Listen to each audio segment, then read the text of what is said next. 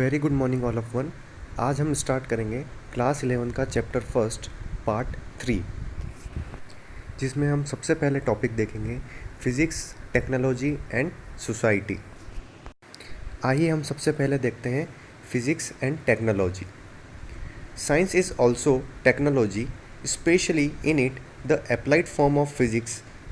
Many theories, laws have been developed using the laws and principle of physics, and instrument and equipment have been made. क्या मतलब हुआ इसका कि science में कोई भी इन्वेंशन होता है, कोई भी इंस्ट्रूमेंट डेवलप होता है, उसमें फिज़िक्स का एक अहम रोल है। आइए हम इसे कुछ एग्जांपल्स के थ्रू और डिटेल में समझते हैं। The study of the laws of gravity and motion made it possible to go to the space, launch an artificial satellite, which makes it possible for man to go to the moon.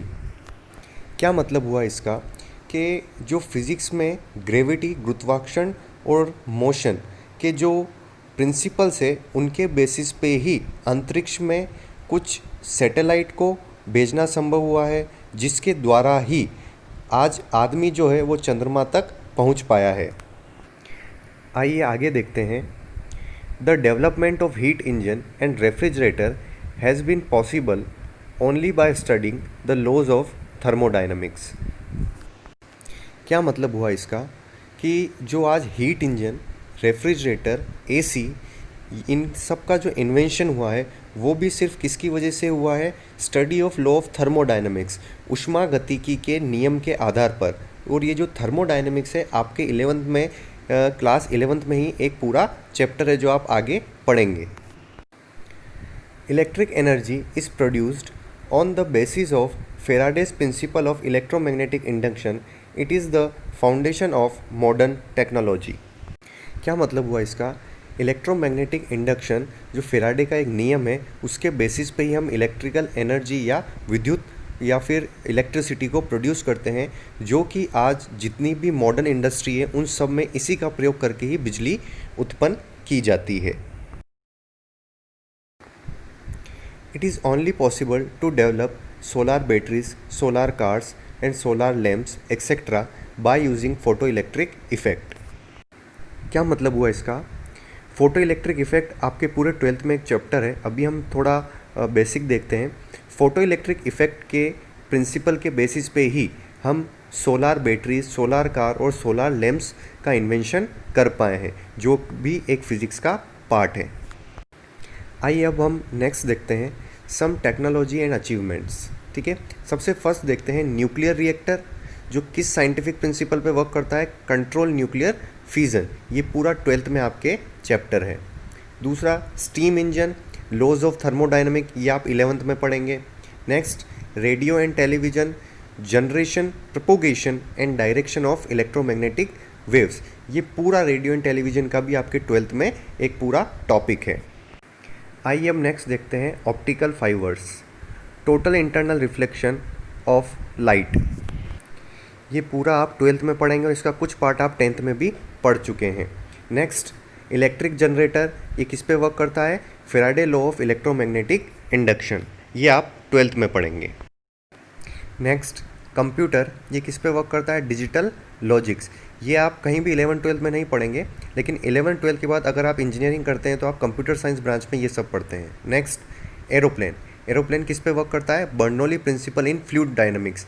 ये आप 11th में 10th या 11th chapter है आपका, उसमें पढ़ेंगे।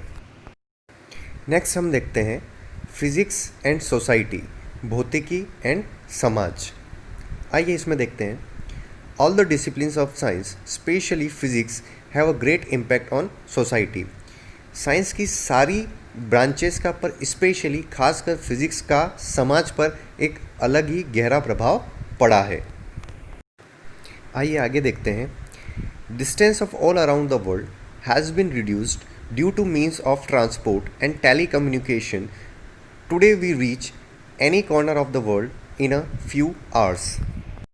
क्या मतलब हुआ इसका? हिंदी में समझते हैं कि आज पूरे विश्व में जो डिस्टेंस, जो दूरियां हैं, वो ट्रांसपोर्ट, यातायात के साधन और टेलीकम्युनिकेशन मतलब संचार के साधन, फ़ोन, मोबाइल्स वगैरह की वजह से कम हो गए हैं और आज दुनिया के किसी भी कोने में हम कुछ ही घंटों में, कुछ ही सेकंड में पहुंच जाते हैं। और ये सब किसकी वजह से संभव हुआ है?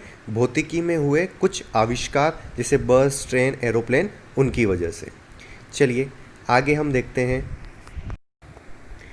Radio, television, mobile has brought a major library of knowledge and information to all homes. क्या मतलब हुआ इसका? कि रेडियो, टीवी और मोबाइल की वजह से आज जितना भी लाइब्रेरी, जो पुस्तकालय का जो संग्रह था, वो सारा कहाँ आ गया? मोबाइल के ज़रिए घर पर। आज हम घर बैठे ही मोबाइल के थ्रू सारी किताबें, सारे बुक्स, सारी न्यूज़ हम किस पे पढ़ सकते हैं? मोबाइल्स पे। Computer has become very useful for us due to development of physics. Life has become easy and convenient. Next point हमारा क्या कह रहा है? कंप्यूटर के आविष्कार की वजह से हमारी जो लाइफ है वो बहुत इजी हो चुकी है और इसका जो उपयोग है कंप्यूटर का वो हमारी लाइफ में बहुत ही यूज़फुल है। ठीक है, तो ये सब किसकी वजह से हुआ है? सिर्फ फिज़िक्स की वजह से या फिज़िक्स की थ्योरी के बेसिस पे कुछ इन्वेंशन के कारण। आइए हम नेक्स्ट देखते हैं फंडामेंटल फोर्सेस इन नेचर। कौन कौन से फंडामेंटल फोर्सेस हैं नेचर में? पहला ग्रेविटेशनल फोर्स, दूसरा इलेक्ट्रोमैग्नेटिक फोर्स, तीसरा strong nuclear force, fourth weak nuclear force. ये चारों ही फोर्स हम डिटेल में नेक्स्ट वीडियो में पढ़ेंगे, बिल्कुल डिटेल में, कि मेन फोर्सेस जो होते हैं नेचर में कौन कौन से होते हैं, उनके कौन कौन से सब पार्ट होते हैं, ये सारा हम डिटेल में नेक्स्ट वीडियो में पढ़ेंगे।